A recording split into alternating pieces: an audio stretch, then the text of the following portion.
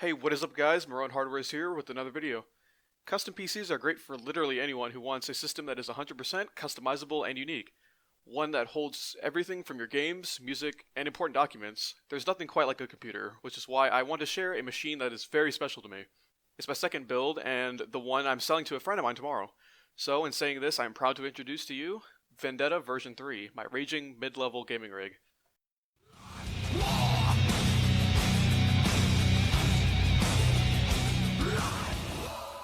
I took a long break away from tech prior to building Vendetta, so from the start I was pretty much working from the ground up. I'm glad I had coworkers that helped me with refreshing the knowledge that lay stagnant in my mind, and I was able to regain my footage in the world of PC gaming. This time, however, I had the funds to make my PC exactly how I saw fit, and was proud with the end results, no doubt. Totaling to around $850, I might have been able to make a more powerful system for less. I was grateful for what I had created all the same. I used a Corsair Carbide Series Spec 02 mid-tower case to house the rest of my components. It included plenty of nice looking LED fans to keep everything cool, and plenty of I/O ports, a ton of USB 3 ports, two mounted on the top of the case towards the front, HDMI and DisplayPort output, Ethernet port, and a number of other things that typically come standard with cases like this. But enough about the case, let's get right into the good stuff. For the CPU, I decided to go with an Intel Core i5-4670K to accompany the Gigabyte Z97X Gaming 7 motherboard. I wanted to push Vendetta to the limits and get the best possible performance for the investment, and at the time I believed it was a good combination. I first installed the stock Intel CPU cooler, but later decided to put a Hyper-Evo aftermarket cooler in its place, since they always proved to be completely useless. With the stock cooler in, I was reaching max temperatures of up to 63 degrees Celsius at idle, and almost 90 degrees under load. That was running unbelievably hot, so I quickly grew a brain and installed the Evo. Fortunately, no damages were done and everything was running smoothly in terms of thermals.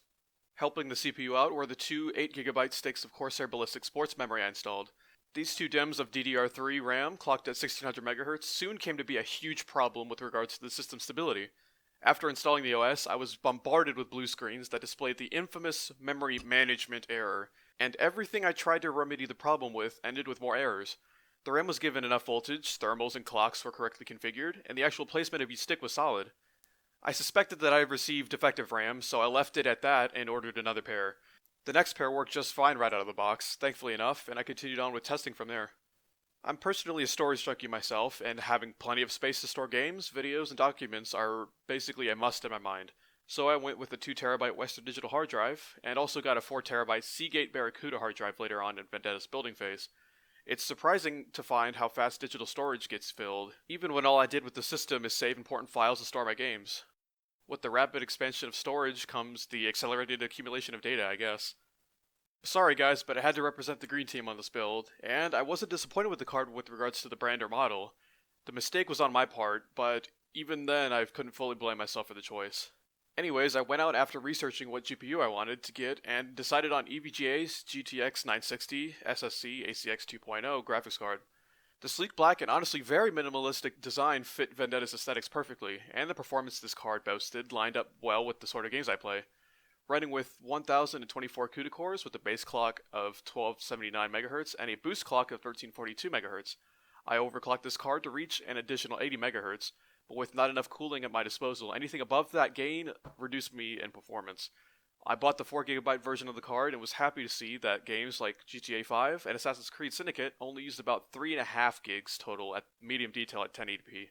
The only thing I was furious about was that 4 months after I finished this build, Nvidia released their new 10 series lineup of GPUs. The 1050 Ti in particular was about $70 cheaper and had better driver support, better fans, and a nicer looking aesthetic overall. It just goes to show you how my luck turned out. But I was still content with the hardware I gathered.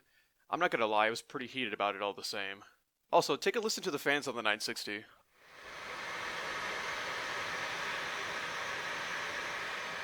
First off, I wanted to try Vendetta's hand at a synthetic benchmark, so I used 3DMark's time spy test to see what the GPU and CPU are capable of at 1440p resolution at ultra detail. As I first suspected, 1440p resolution is cutting it for this card, but pushing it to its max was a good idea anyways. I received a graphical score of 2292 with an average frame rate of 14.61. The CPU score was 1974 with an average frame rate of 6.63. Yeah, please keep in mind the two things I mentioned earlier. I ran these both at 1440p resolution at ultra detail, and this is a mid-range PC after all. I got what I paid for at the time, which wasn't too shabby in reality, honestly. After the benchmark was finished, I chose a line of games that would gradually get more demanding on the hardware overall when it came to gameplay. I started with both simple and lightweight, and fired up CSGO and turned the graphics up to max settings at 1080p. I had an average frame rate of 141, with a maximum and minimum of 221 and 61.8 respectively. This is good for any CSGO players wanting to push the most frames against a monitor with a higher refresh rate, at 120Hz and so on. We're off to a great start here. Next, I again went with the game that isn't known for being difficult to run at all in max settings.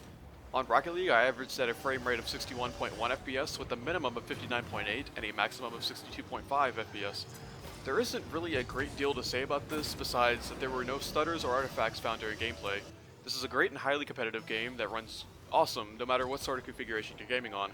I do enjoy this game, but unfortunately I'm not even decent at online matches, so I personally turned to playing offline with bots. A ton of fun all the same. And lastly, we have Far Cry Primal, a game that I've been hooked on since I started playing about 2 weeks ago. I'm not all too proud about how much time I've spent on the game, but I digress. Let's get right to the results.